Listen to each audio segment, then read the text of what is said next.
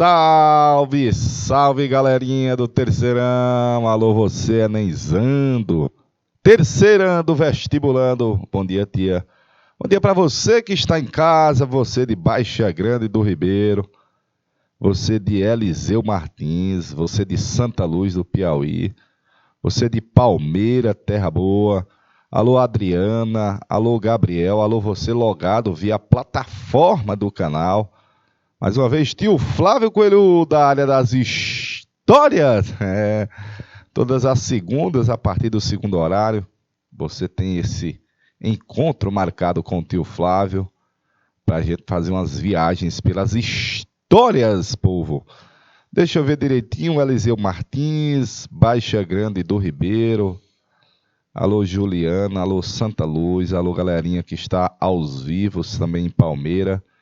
Meu muito bom dia, um bom início de semana, né? Uma semana produtiva de conhecimento, de informação, de conteúdo, de questões, que a gente possa cada vez mais ampliar o conhecimento, cada vez mais ampliar o leque de informações.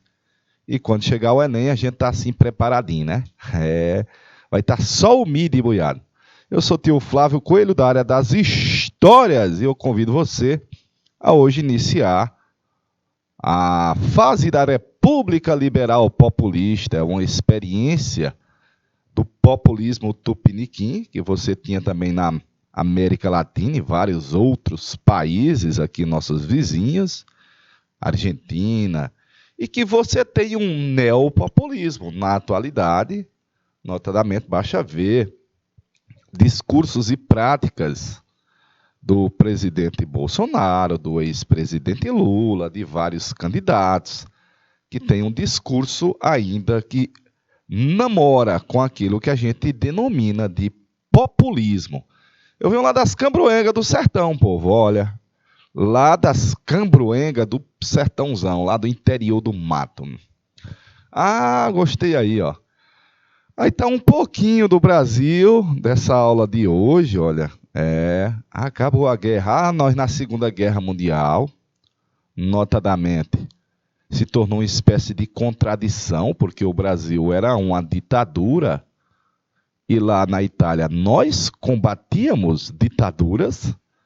Havia uma contradição muito grande, que a gente estava ao lado do mundo livre, das liberdades, contra os fascismos, e o governo brasileiro do Vargas tinha um perfil fascista.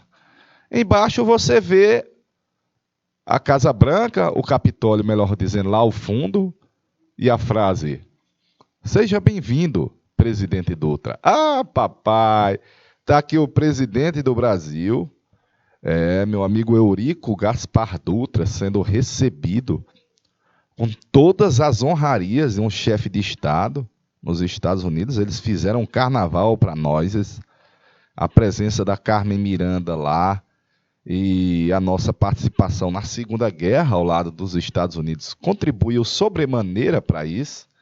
Então nós vivemos um momento de democracia. O Vargas vai renunciar, o Vargas vai sair da presidência, mas não sai do cenário político, já vista que ele vai sair candidato a senador, por exemplo, e vai ser eleito senador da República. Olha a Copa de 50, galerinha, a Copa de 50 foi no Brasil, a Taça Jules Rimet. Nós construímos um palco para a final. Um palco não, nós construímos 4 grandes estádios. Foi o Maracanã, foi o Mineirão, a Fonte Nova e o Beira-Rio, para a Copa de 1950, e aquela tristeza do famoso Maracanaço, viu? Bom dia, Ana Clara, bom dia. Aqui é a Constituição de 46, uma Constituição que garantiu muitos direitos aos brasileiros. Aqui está o símbolo da UDN, você vai conhecê-la já já, o PSD, o PTB e o Partido Comunista. Vão ser os 4 principais partidos que nós vamos ter nessa trama política ao longo desses quase 20 anos de experiência de democracia. E aqui está um deputado baiano da UDN se curvando e beijando o general Eisenhower norte-americano, que mostrava a subserviência aí da UDN, dos interesses da UDN, claro, aos norte-americanos. De boa? Alô, Esperantina, bom dia para Esperantina. Hoje vamos começar a falar sobre o populismo no Brasil, mas antes tem que falar como é que o Vargas caiu, né?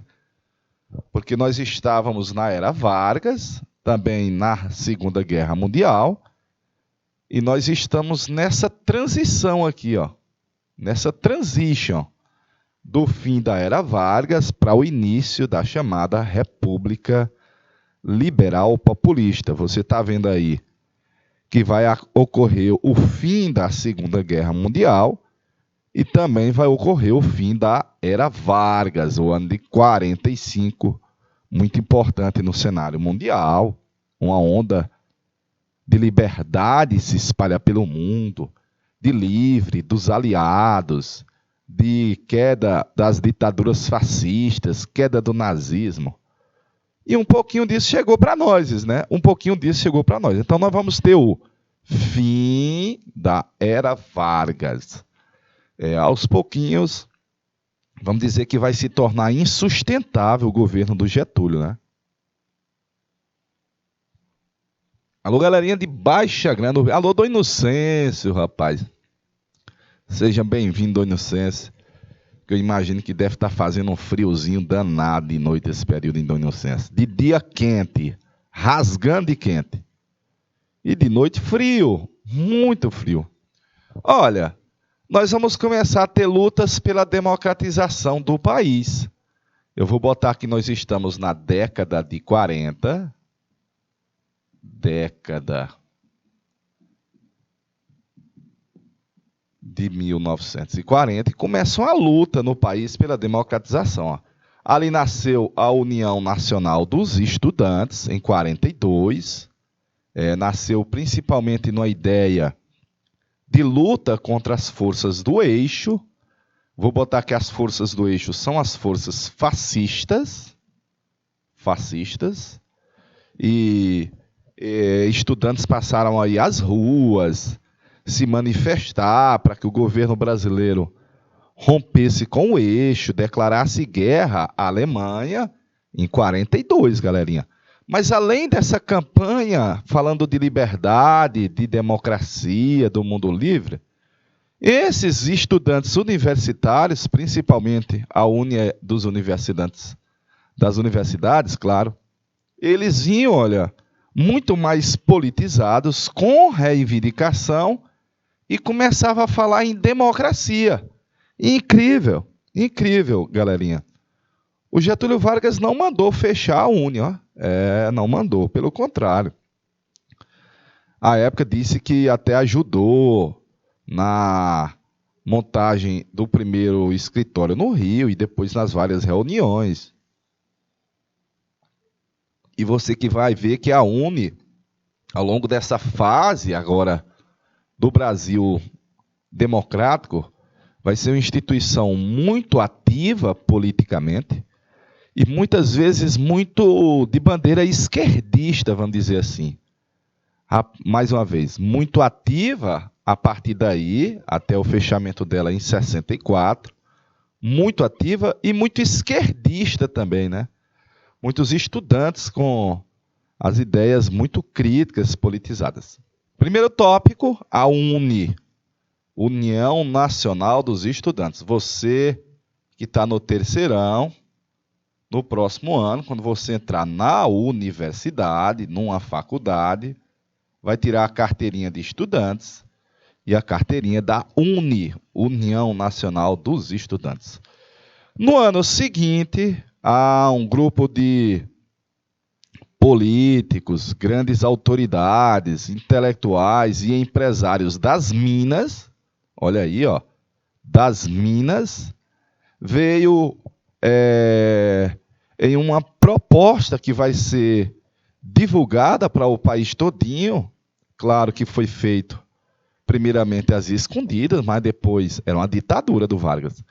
Mas depois vai ser feito esclarecida a população, muitos dos envolvidos, os que assinaram o Manifesto dos Mineiros, é uma denúncia do país contra as contradições que você tinha. Aqui dentro é uma ditadura e lá fora nós lutávamos contra as ditaduras. Então havia uma contradição muito grande, porque nós tínhamos brasileiros, daqui a pouco, nós tínhamos brasileiros que vão morrer na Segunda Guerra lutando contra os regimes autoritários. E aqui dentro era um regime autoritário. Bacaninha? Era um regime autoritário. É um regime com perfil, vamos dizer assim, fascista. Políticos, intelectuais, advogados que haviam criado a Ordem dos Advogados do Brasil exigiam a redemocratização. Olha, mesmo que o Vargas perseguisse alguns dos signatários aí do Manifesto dos Mineiros, e ele perseguiu, demitiu funcionários que estavam envolvidos, mas foi muito importante, que era um alento à democracia, era um alento a convocar as eleições que era necessário. Lembrar que a última eleição presidencial que nós tínhamos tido tinha sido em 1930, pelo voto popular, e o Vargas tinha perdido as eleições. E, por último, o primeiro Congresso Nacional Brasileiro dos Escritores. Aqui você tinha Jorge Amado, você tinha Raquel de Queiroz, você tinha monstros da literatura brasileira que diziam: ei, nós não aceitamos mais a censura, nós não aceitamos mais a falta de liberdade de expressão e de opinião, nós não aceitamos mais os presos políticos, e nós tínhamos muitos presos políticos. Haja vista, por exemplo, que o Jorge Amado, que era comunista, foi preso durante a ditadura do Estado Novo. Haja vista, vamos dizer, o seu engajamento no comunismo. E eu estou dizendo que teve um mega congresso em 45, falando em defesa da liberdade dos presos, falando em o voto livre, convocar eleições, soberania nacional. Olha o tanto de coisa que você tinha aí, ó. Todos contra a ditadura do Getúlio Vargas. Então, esse é o cenário que você tinha no início da década de 40, e, evidentemente, desse tanto de pressão, o Vargas não vai conseguir se esquivar, não, claro. Vamos passar. Olha aí os estudantes da União Nacional dos Estudantes, mais uma vez. A UNE vai se tornar uma entidade politizada, e ao longo aí nessa fase do populismo, muito atuante em manifestações, e vai ser esquerdista também, ó. Estudantes protestam contra as forças fascistas durante a Segunda Guerra, é verdade, ó. O movimento mobilizou alunos, professores, intelectuais dentro e fora das universidades contra os regimes fascistas, contra o Hitler e Mussolini. Quando os brasileiros foram para a Segunda Guerra, a UNE fez campanha para doação de sangue lá nos campos de batalha. Bacaninha? Importante instituição aí dos estudantes universitários brasileiros. O Manifesto dos Mineiros, galerinha. Massa, massa, massa, massa. Aí tinha ex-presidente da República, Arthur Bernardo. Aí tinha grandes advogados, intelectuais. Primeiro Congresso dos Brasileiros de Escritores, ó. Massa, foi em janeiro de 45, bem no início do ano. A bandeira do Brasil lá. Para enganar a multidão, pode-se enganar a multidão parte do tempo. Pode-se mesmo enganar parte da multidão todo o tempo. Mas nunca se poderá enganar toda a multidão todo o tempo. Opa! Escritores, vou mostrar alguns aí, ó.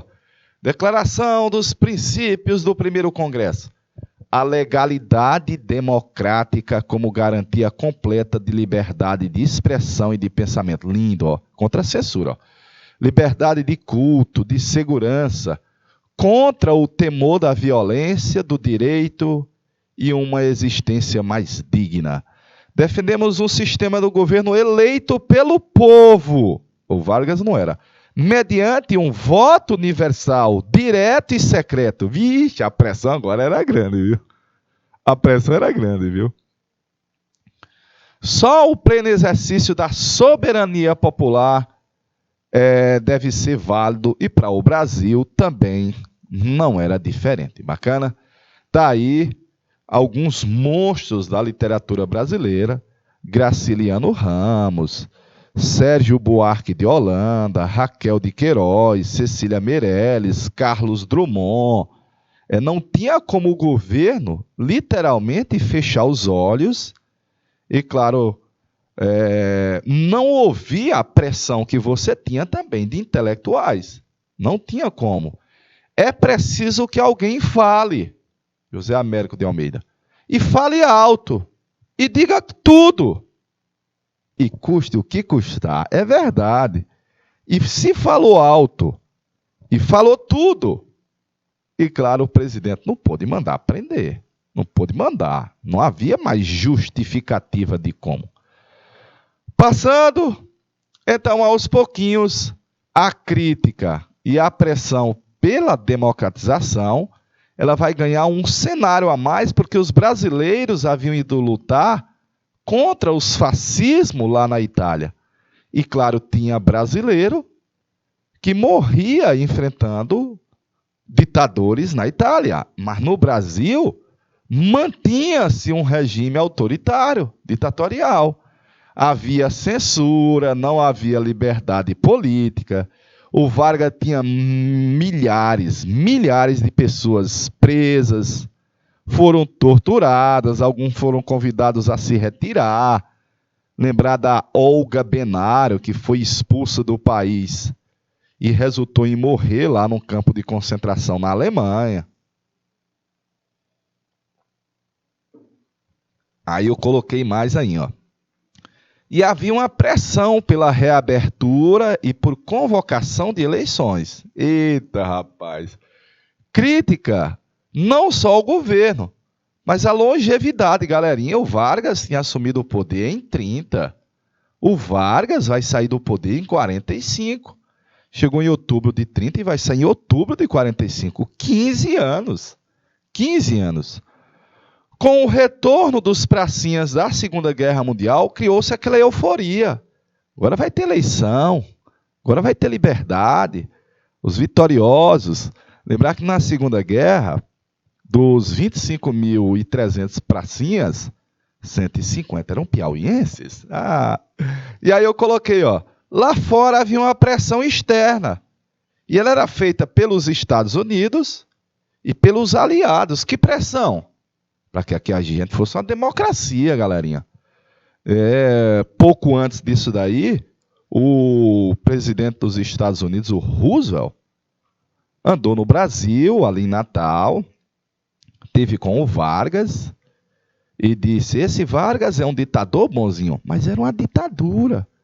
E os Estados Unidos passaram a propagar as democracias, a liberdade, e isso também vai ser uma pressão sobre o governo brasileiro. De boa? Faça o print aí, galerinha. Deixa eu ver. Alô, Francisco Aires. Bom dia para Francisco Aires, para Dona Inocência Esperantina, Baixa Grande do Ribeiro e Eliseu Martins.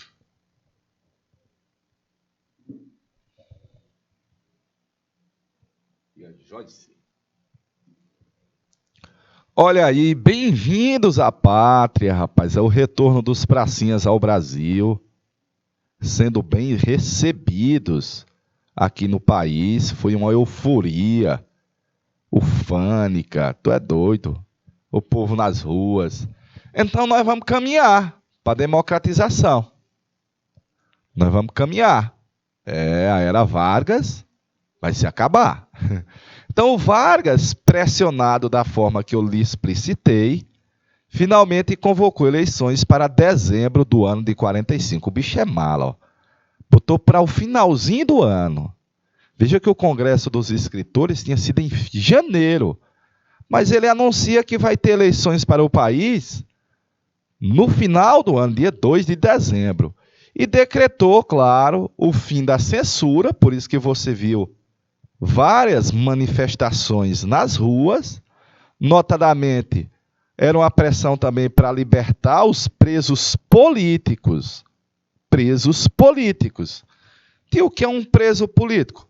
Um cara que às vezes fazia crítica ao Vargas, dizendo que ele era ditador, que ele tinha que convocar uma nova Constituição, convocar eleições. O cara ia passar um dia na cheirosa. Só o que tinha era isso daí, ó. E foram muitos. Olha, eram tantos brasileiros presos, e o nosso sistema prisional era muito pequeno, que muitas vezes os presos políticos eram colocados, sabe em quê? Nos porões dos nossos navios de guerra. Rapaz.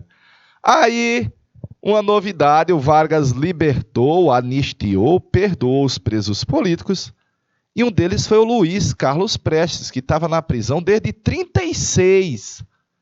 Desde 1936, ele nem conhecia a filha que havia nascido lá no campo de concentração na Alemanha. A mulher tinha sido morta, mas a filha tinha conseguido sobreviver. E o Prestes está sendo solto aí depois de 9 anos. Ah, papai, tinha sido preso em 1936, velho. E finalmente o Vargas convoca eleições também para uma Assembleia Constituinte, ou seja, nós vamos ter eleição para presidente da República, mas também vamos ter eleição para deputados que possam elaborar uma Constituição. E para isso nós vamos organizar os partidos políticos.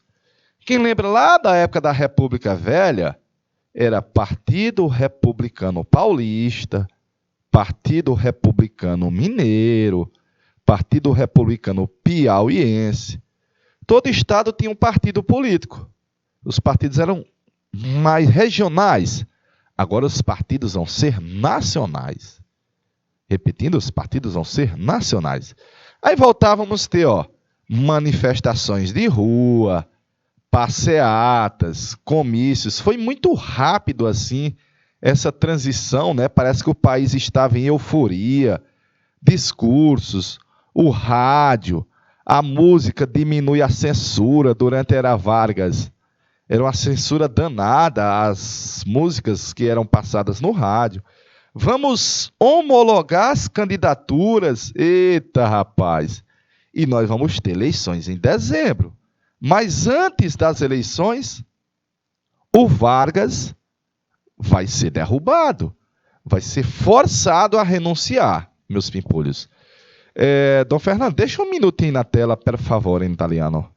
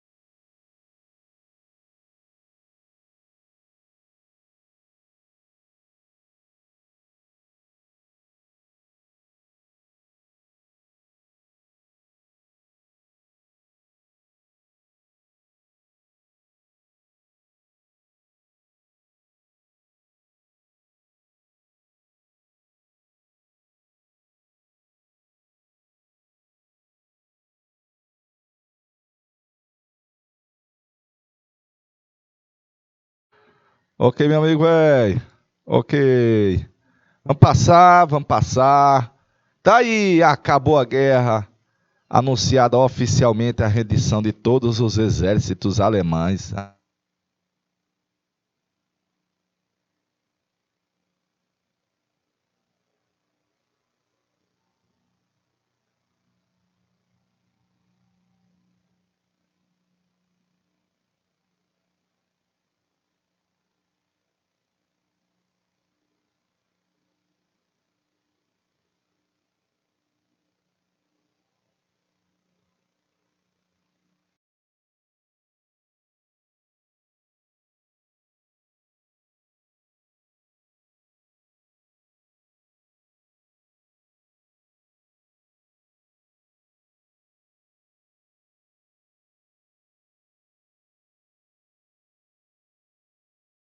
Galerinha, o Partido Comunista tinha sido criado em 22, no centenário da independência, no ano da criação da União Soviética lá, e foi posto na ilegalidade logo depois, e você vai ver a curiosidade que ele vai renascer aqui em 45, com o Luiz Carlos Prestes, esse cara aqui, que esteve na prisão por 9 anos, ele lá da famosa intentona comunista, vai ser candidato a senador no Rio de Janeiro, vai ser eleito senador. E olha a curiosidade, olha, o Luiz Carlos Prestes está conhecendo a filha agora. A filha havia nascido numa prisão em 36, havia nascido na época do nazismo, a mãe era Olga Benário, a mãe foi mandada para uma câmara de gás, e a filha foi levada pela avó e foi criada em El México. E essa menina aqui, Anita Leocádio Prestes, ainda hoje está no Rio de Janeiro, é militante do Partido Comunista e professora aposentada da UNB e da UFRJ. Essa menininha que você está vendo bem aí, filha do Luiz Carlos Prestes, da Olga Benário, nasceu num campo de concentração na Alemanha nazista. E a avó dela, a mãe do Luiz Carlos Prestes, a avó dela, conseguiu que a menina fosse criada fora depois. Bacana? Deixa eu passar, aí é o Prestes, olha. Olha a curiosidade do Prestes. Tá aqui o Luiz Carlos Prestes dizendo, Vargas, eu te I love you. I love you. Ave Maria, foi mesmo? Foi. Aí é assim, ó. I love you. Meu Deus do céu, foi mesmo? Foi. Tio, mas foi o Vargas que mandou prender ele. Foi o Vargas que deportou a mulher dele. Queira ou não, é meio que culpa do Getúlio Vargas para que a Olga fosse mandada para a Alemanha e morresse numa câmara de gás. Foi culpa do Vargas que ele passou 9 anos na prisão. 9 anos sem conhecer a filha. E ele ainda foi dizer, I love you. Por quê? Eu vou contar já já. Eu vou contar já já. Mas foi, viu? Mas foi. Deixa eu passar aqui. Os partidos políticos. Ei, mas demorei para fazer esse slide, viu, velho? Pense numa demora para fazer essa montagem, galerinha. Mas eu fiz bem devagarinho e bem bonitinho. Porque nós vamos precisar desses partidos políticos até o ano de 45. Eles vão ser os principais partidos políticos aqui no país, galera. Vamos lá, ó. Famosa UDN.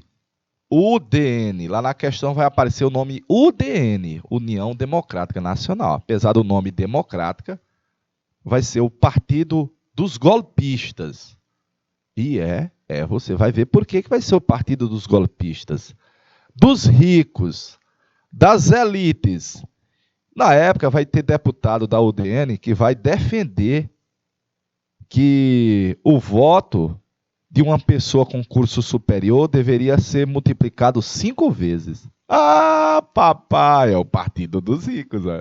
Eu botei que é o partido da direita. Bacaninha? Notadamente, são os opositores do Getúlio Vargas. Eles iam defendendo e falando de combater a corrupção, de um princípio econômico liberal. Você vai ver a relação da UDN com os interesses norte-americanos. A gente vai chamar de partido entreguista, porque eles queriam entregar parte da exploração da riqueza nacional, claro, aos norte-americanos. De boa? Então, tinha uma tendência econômica liberal.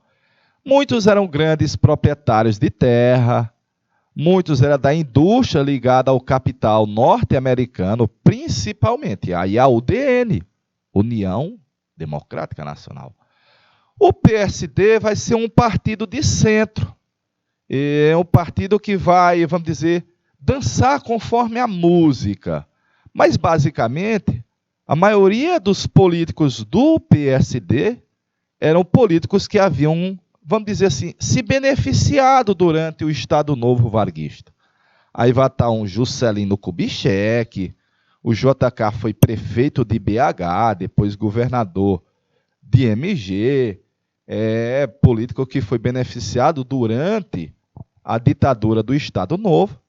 Ex-interventores, muitos haviam dominado a máquina pública durante a era Vargas. E esses daí muitas vezes vão ser pró-Vargas, vamos dizer assim, pró-Getúlio Vargas. O Partido Trabalhista Brasileiro, o famoso PTB, hoje tem um PTB de novo, mas a bandeira do PTB hoje não é idêntica à bandeira do PTB da década de 40 para 50. Vai ser um partido de centro-esquerda, vai ser o partido do Vargas, né? Eu vou botar bem aqui, ó, do Vargas, que o Vargas se filiou no PTB. Bacaninha. Vai ser apoiado pela estrutura sindical que o Vargas montou no Estado Novo, aqueles pelegos, sindicatos pelegos. A base social, principalmente os trabalhadores urbanos, a defesa do trabalhismo, do nacionalismo econômico, vai estar na pauta do PTB. E olha a novidade aí, ó, o Partido Comunista, galerinha. O Partido Comunista vai ganhar uma sobrevida, é o partido de esquerda, de verdade. O Luiz Carlos Prestes falava em fazer uma reforma agrária, em expropriar as empresas estrangeiras no Brasil. Muitos intelectuais, artistas e muitos sindicalistas dentro do Partido Comunista Brasileiro. Você vai ver que a vida do PCB, Partido Comunista, vai ser muito curtinha aí, ó, porque ele vai ser posto na ilegalidade daqui a pouco, perfeito? Vamos para frente, povo, vamos para frente. Massa, velho. Massa, esse cenário aqui foi show. Vargas tinha convocado eleições, mas não se mostrava muito satisfeito em sair do poder. É verdade, velho. É verdade. Isso já tinha ocorrido no ano de 34. Isso já tinha ocorrido no ano de 37. E estava se repetindo em 45. O cara queria se eternizar no poder, velho. E nesse cenário, surgiu um movimento chamado Queremos uma Constituinte com Getúlio. O queremismo. Queremos Getúlio. Queremos Getúlio na presidência. O cara já está há 15 anos. Mas havia aqueles que eram beneficiados pelo governo, que, claro, defendia a manutenção do Vargas. Queremos uma Constituinte com Getúlio. Quem apoiou o queremismo? O PTB, olha aí, ó, os sindicatos, e o Partido Comunista. Inclusive o Luiz Carlos Prestes. Meu Deus, tio, por que é que o Prestes agora está apoiando o Vargas? Aí a pergunta, né? O cara foi perseguido, foi preso, a mulher foi deportada, não conhecia a filha, 9 anos na cheirosa. E está saindo da prisão e vai dar um abraço no Vargas como se fossem velhos amigos? Política é política, galera. Eita, pai. Sabe por quê? Porque havia uma orientação da União Soviética.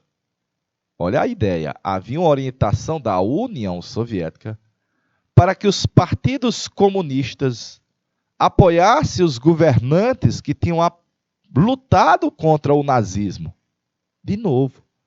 Havia uma orientação da União Soviética para que os partidos comunistas apoiassem os governantes que haviam lutado contra o eixo. E o Vargas tinha mandado tropas contra o eixo. Daí, o cara deve ter tido meio que sangue de barata, que o cara, para poder aguentar isso daí, passou a dizer, Vargas, I love you. Eita, rapaz. I love you. Absurdo, não? Aí, quando foi em outubro do ano de 45, faltava um mês para as eleições, o Vargas nomeou o irmão dele, o Benjamin Vargas, o Bejo, para ser o chefe da polícia no Distrito Federal, no Rio. Benjamin Vargas, era conhecido como Bejo. E foi. Caramba, velho. Quem estava do lado de fora disse, rapaz, esse cara está manobrando mesmo para manter-se no poder. colocou o irmão para ser o chefe da polícia no Distrito Federal, truculento, nós não aceitamos. Então havia desconfiança generalizada de que o GG pudesse querer manobrar para ficar no poder. Então o Góes Monteiro, o Góes é com E aqui também, ó. O Góes Monteiro e o candidato Eurico Gaspar Dutra disseram: Vargas, me desculpe, mas você vai ter que se retirar do Palácio Presidencial. Ah, papai, é o Palácio do Catete, viu? O Palácio das Águias. O senhor vai ter que pedir pinico. Pegue seu banquinho e saia de mansinho. Não tem essa cantiga? Eita, rapaz. Então o Palácio do Catete vai ser cercado. O Palácio das Águias vai ser cercado. O Vargas disse: eu não saio. A galera cortou a luz, cortou o fornecimento de água, cortou a comunicação. Aí o Vargas disse: isso não é uma deposição, isso é mais um despejo, viu? É como se eu estivesse sendo despejado aqui, o síndico está me despejando do prédio, viu?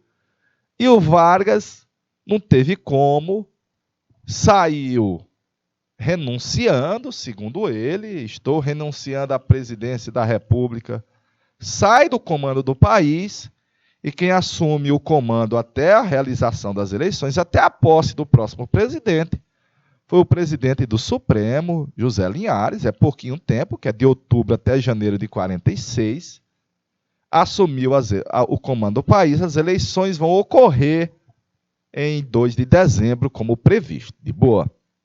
Com uma curiosidade: o Vargas foi ditador, o Vargas mandou matar, exilou, permitiu tortura, fechou partidos, se tornou um governo autoritário, fechou o Congresso, era ditador.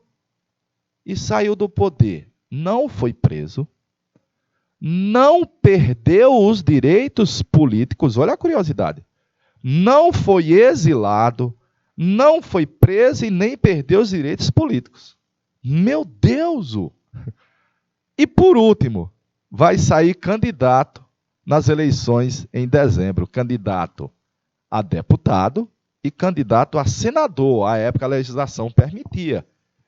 E com a popularidade dele, de pai dos pobres, não tem como. Vai ser eleito deputado federal em 7 estados e senador em 2 estados. Faça o print dessa parte aí, galerinha, por favor.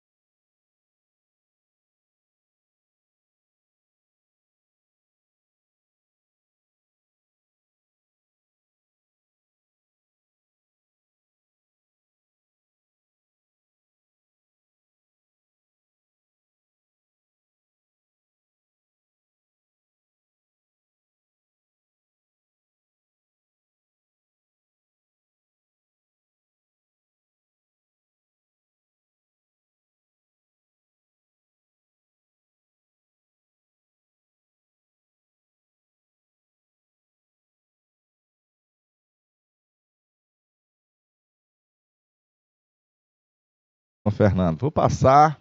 Olha imagens. Olha o queremismo, galerinha. Queremos Getúlio com ou sem constituinte. Ah, queriam Getúlio Vargas mantendo-se no poder, velho. E o movimento do queremismo explodiu de julho para agosto. Olha aí, ó. Comício monstro ao benemérito e queremos Getúlio. Tá aí as manifestações de rua, a pressão sobre o Getúlio Vargas. Olha o Palácio do Catete, viu? Olha o Catete. Aqui é chamado Palácio das Águias também, viu? Palácio do Catete. Era a sede do poder executivo no Rio de Janeiro. O presidente da República morava aí, viu? O Palácio do Planalto era antigo, hoje o Palácio do Planalto antigo era o Palácio do Catete. Olha as tropas fechando o Catete aí de noite, ó, e vão cortar a luz no dia seguinte, viu? E depois a água. Aí o Vargas, isso é uma ação de despejo, viu? Não é nem uma deposição, é uma ação de despejo, viu? Aí o Vargas saiu, olha aí, veja que nessa charge que você tem do Bola de Ouro, você tem que o Vargas tirou um coelho em 30, ele não foi eleito e tomou o poder com auxílio de militares. Em 34 ele foi eleito não pelo povo, mas pelos deputados. Em 37 o fake news do plano Cohen, ele montou a ditadura do Estado Novo e tá para tirar uma outra bomba em 45. Então, contra isso, fechou-se o palácio, o Vargas renuncia e, como eu lhe disse, ele não vai ser exilado, ele não perde os direitos políticos e nem foi preso. E foi para a fazenda dele no Rio Grande do Sul. Balangar na rede, tomar chimarrão, fumar um charuto cubano e disse: voltarei nos braços do povo. Mais ou menos isso, viu? E as eleições ocorreram no dia 2 de dezembro com a vitória do meu amigo Eurico Gaspar Dutra. Tá aí, o Vargas está fora do cenário político nacional, pelo menos por 5 anos. Foi lá para o Rio Grande do Sul, tchê, pegar um frio gaúcho, tchê.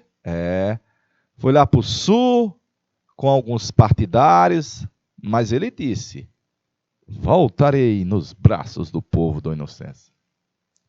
E nós vamos ter eleições para presidente, velho. Olha aí, ó.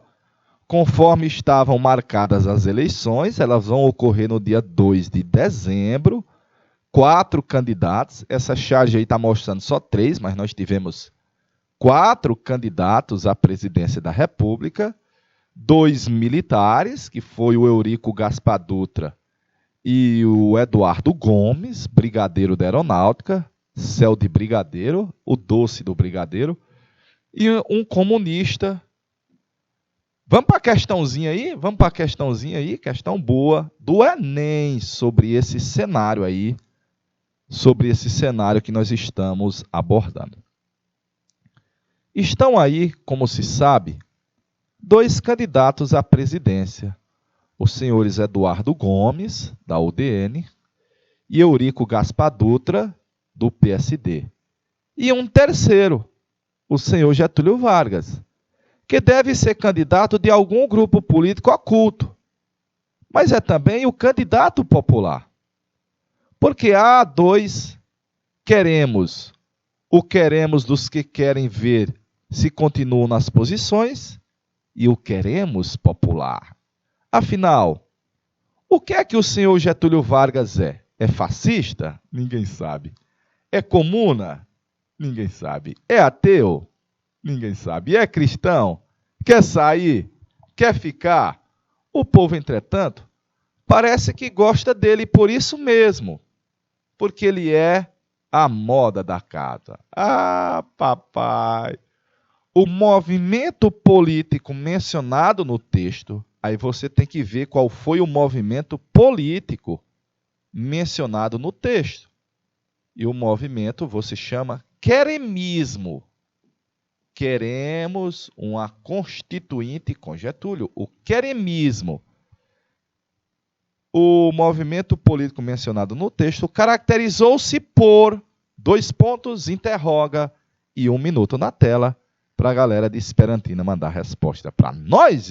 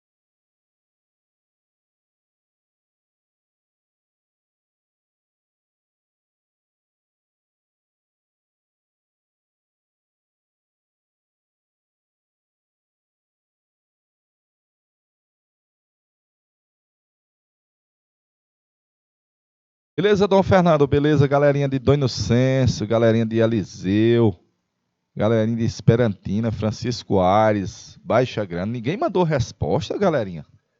Qual a resposta? O movimento político mencionado no texto caracterizou-se por reclamar a participação das agremiações políticas? Não. Não exatamente, até que ele nem citou. Lembrar que o Eduardo Gomes é da UDN e o Eurico Gaspar Dutra é do PSD. E o Vargas é do PTB. PTB. De boa? Apoiar a permanência da ditadura estado-novista? Ditadura não, porque o país já não aceitava mais um regime ditatorial. De boa? Demandar a confirmação dos direitos trabalhistas? Não, porque eles já estavam confirmados desde a CLT de 43. Consolidação das leis trabalhistas. Resgatar a representatividade dos sindicatos sob controle social? Também não é dos sindicatos. Mas eles estão, olha, buscando que o Vargas continue no poder, só que de uma forma constitucional, quem sabe democrática, através da eleição, reivindicar a transição constitucional sob a influência do governante. Quem é o governante? O Vargas.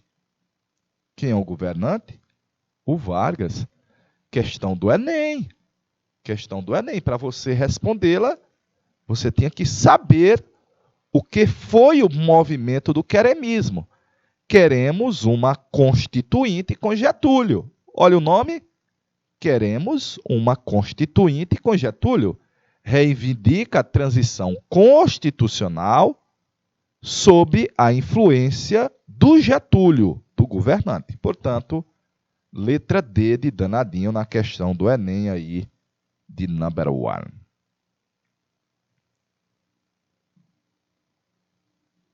Vamos para a próxima? Vamos para a próxima? Enquanto os jornais e udenistas atacavam o governo, os trabalhadores sentiam-se ameaçados e em muros e postes das ruas das grandes capitais surgiam frases que logo se espalharam e deram início ao chamado movimento do queremismo, movimento queremista. O movimento queremista cresceu rápido, com manifestações bastante intensas. Esse movimento ocorreu,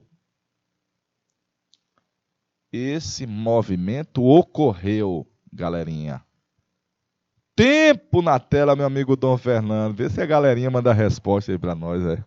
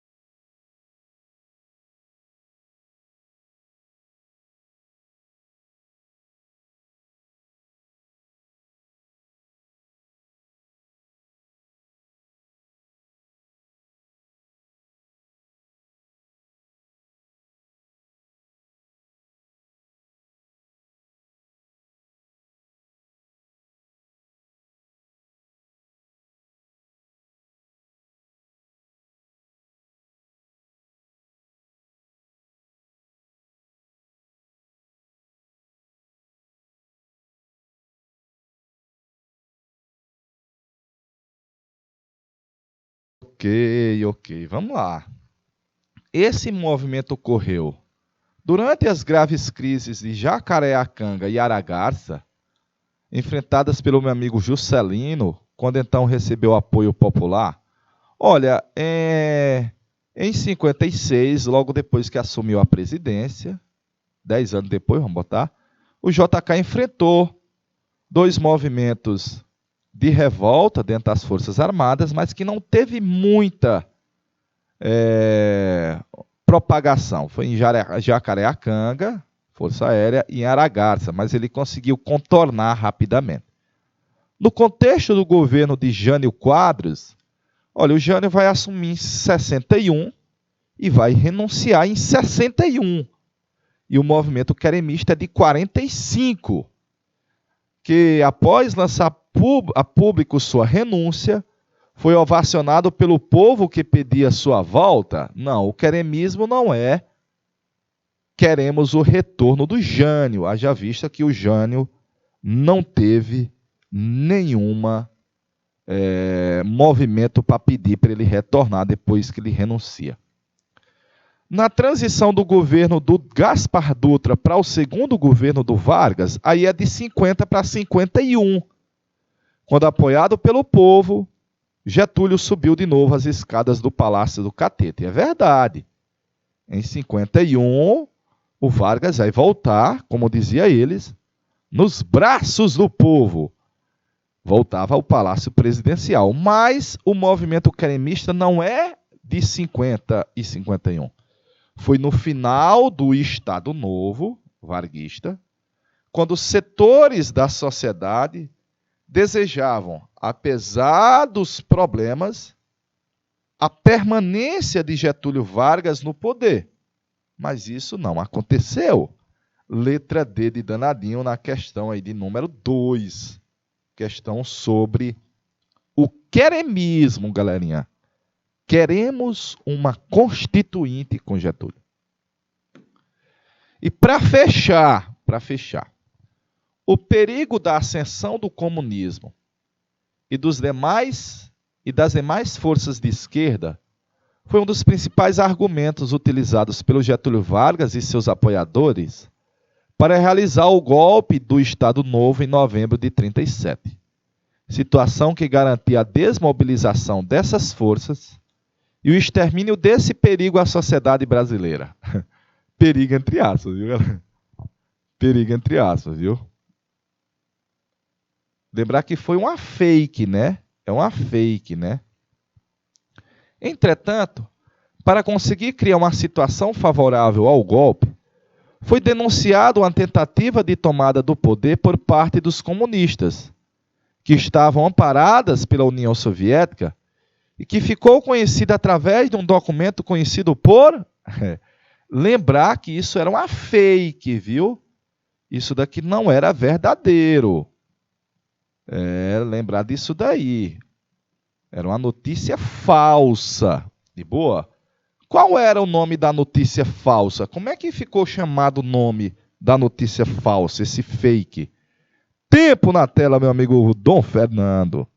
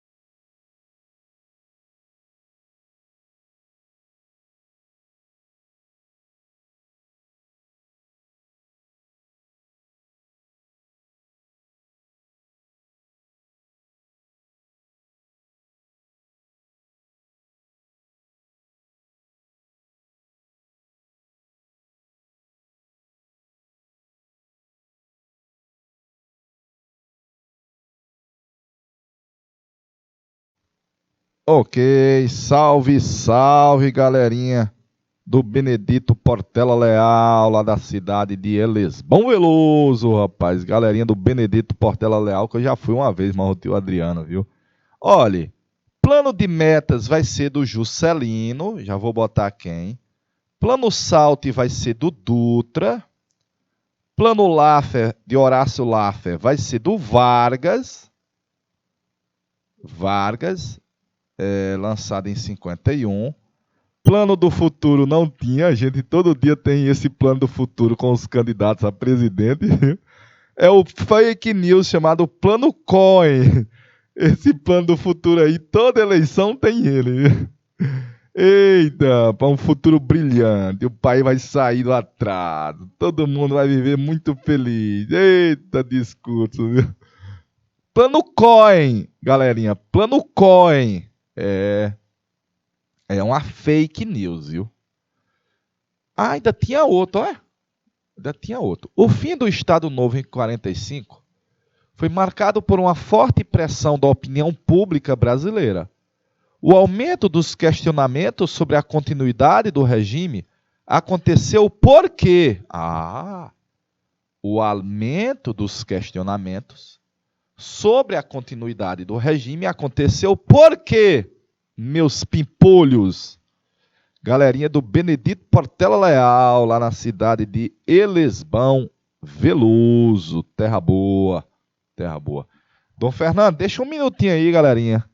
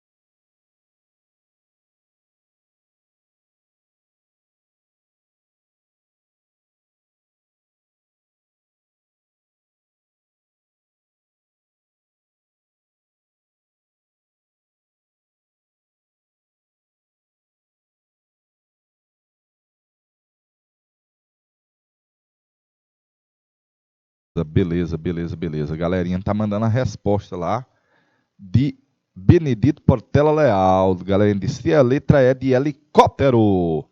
A participação brasileira na Segunda Guerra, marcada por erros e falhas técnicas, fez com que se desejasse uma renovação política no Brasil capaz de modernizar a indústria bélica? Não, galerinha. Nós fomos muito bem avaliados na nossa participação na Segunda Guerra ao lado das tropas norte-americanas no norte da Itália. Os militares, prestigiados por sua participação na guerra, voltaram do conflito e iniciaram uma virulenta campanha de denúncias contra o Vargas? Não, galerinha. Com certeza não. A economia brasileira, já bastante desgastada no período pré-guerra, entrou em forte recessão em função do forte investimento feito por Vargas no preparo das forças brasileiras? Não, galerinha. A Segunda Guerra foi muito boa para os interesses industriais brasileiros. Houve um aumento da popularidade do Partido Comunista graças a bem-sucedidas campanhas no final da guerra? Também não. Se tornou latente, aos olhos da opinião pública, a contradição e o paradoxo da participação brasileira na Segunda Guerra. Ao mesmo tempo que enviava tropas para lutar contra ditaduras, Vargas mantinha seu governo de forma ditatorial. Portanto, letra E de helicóptero na questão aí sobre o fim da Era Vargas. De boa? Valeu, galerinha de Elesbão. Sejam bem-vindos, viu, galerinha de Elesbão Veloso. Terra boa, viu? Terra boa. Aqui pertinho da capital, que eu já tive o prazer de uma vez, mas o tio Adriano.